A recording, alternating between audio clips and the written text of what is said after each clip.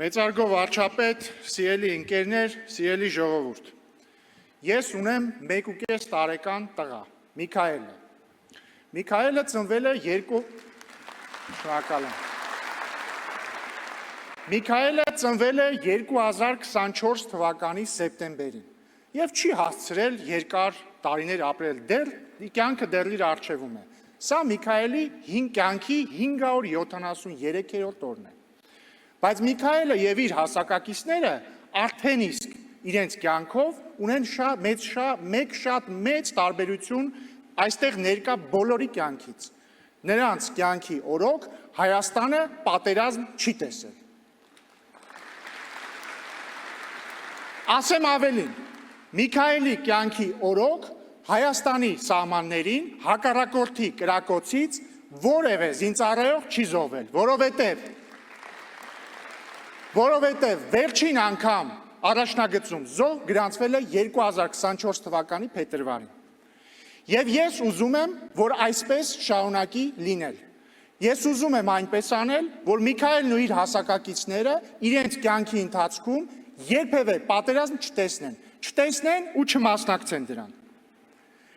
Եվ ես անելու եմ ամեն ինչ, որպեսզի այդպես էլ լինի։ Եվ ոչ, ես չեմ պատրաստվում Միքայելին փախցնել երկրից, ես չեմ պատրաստվում արտագաղթել, ես չեմ պատրաստվում նրան դարձնել այլ երկրի քաղաքացի, ինչպես գրեթե միշտ անում են մեծ խոսացողները։ Ես պատրաստվում եմ անել ուղիղ հակառակը։ Ես պատրաստվում եմ օգտագործել այն պատմական հնարավորությունը, որ մենք ունենք այսօր, եւ վարչապետ Փաշինյանի, ձեր եւ մեր ժողովրդի հետ միասին Հայաստանն առաջնորդել դեպի 100 տարվա խաղաղություն։ Այո, հենց 100 տարվա խաղաղություն, ոչ 2 տարվա դադար, ոչ 10 տարվա հրադադար, 100 տարվա հարատև եւ անշրջելի խաղաղություն։ Ես ուզում եմ, որպեսզի Միքայելը լինի մեր տոհմի առաջին մարդը, որը իր կյանքում այդպես էլ պատերազմ չի տեսնի։ Եվ ես վստահ եմ, որ ինձնից առաջ սրա մասին երազել են նաև մեր հայրերը եւ մեր պապերը։ Այստեղ ներկա յուրաքանչյուրի հայրերը եւ պապերը, եւ մայրերի մասին էլ չեմ խոսում, երազել են, որպեսզի նրանց որդիներն ու դուստրերը պատերազմ չտեսնեն։ Բայց նրանք այս հնարավորությունը չեն ունեցել։ Նրանց փոխարեն որոշել է աշխարհը։ Հայրս նման հնարավորություն չի ունեցել, որովհետև երբ ես ծնվել եմ 1990 թվականին, ես ծնվել եմ որպես մեռնող մահամերձ կուսակցության քաղաքացի, դրա փլվող պատերի ներքո,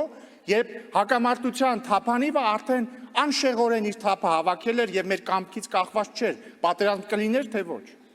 Այդ որոշումը մենք չէինք կայացնում, որոշումը կայացնում էր մեռնող կուսակցությունը, պատմական դետերմինիզմը եւ մի քիչ էլ հին եւ բարի KGB-ն։ Նման հնարավորություն չեն ունեցել նաև պապս եւ նրա հայրը,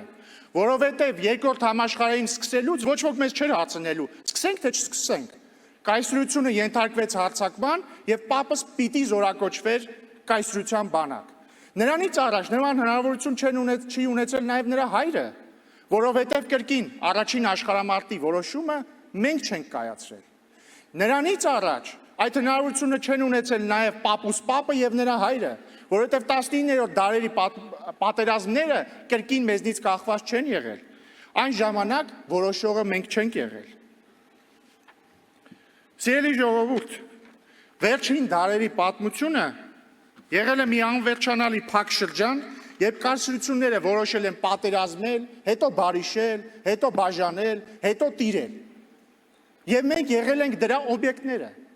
Մենք չենք որոշել, երբ կռվել, երբ ապրել, ինչի համար կռվել, ինչի համար ապրել, դա որոշել են կայսրությունները։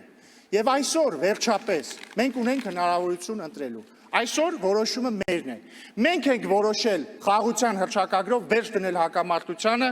եւ խաղաղության դարաշրջան բացել։ Մենք ենք որոշել եւ մեր որոշման արդյունքն է, որ արդեն 2 տարուց ավելի է մեր սահմաններին զոհ չկա։ Մեր որոշման արդյունքն է, որ մենք հիմա չենք քննարկում պատերազմը կլինի 1 ամսից 2 թե 3, այլ քննարկում ենք ենթակառուցվածքային նախագծերից մեր երկիրը կստանա 1 միլիարդ, 2 միլիարդ թե 3 միլիարդ դոլարի շահ։ Եվ վերջապես մեր որոշման արդյունքն է, որ մեր քաղաքական հակառակորդները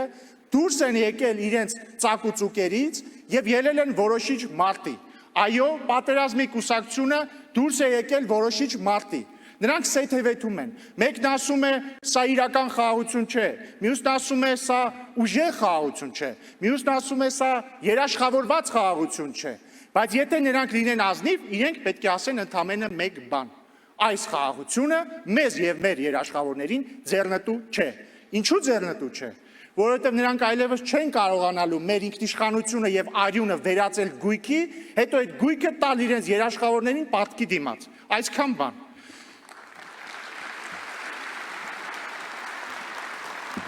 Սիրելի ժողովուրդ, մեր սերնդին եւ մեզ այսօր Հայաստանում ապրող յուրաքանչյուրին բախտ է վիճակվել կոտրել անեծքի շղթան, կոտրել անվերջանալի հակամարտությունների փակ շրջափուլը եւ մեր երկիրը մտցնել 100 տարվա խաղաղության շրջան։ Եվ ուրեմն մենք բոլորս ընտրում ենք խաղաղությունը, մենք տեր ենք կանգնում խաղաղությանը։ Պատերազմ չի լինելու է խաղաղություն։ Միքայելը եւ նրա հասակակիցները պատերազմ չեն տեսնելու։ Փակ նահատակներին եւ կեցե Հայաստանի Հանրապետությունը։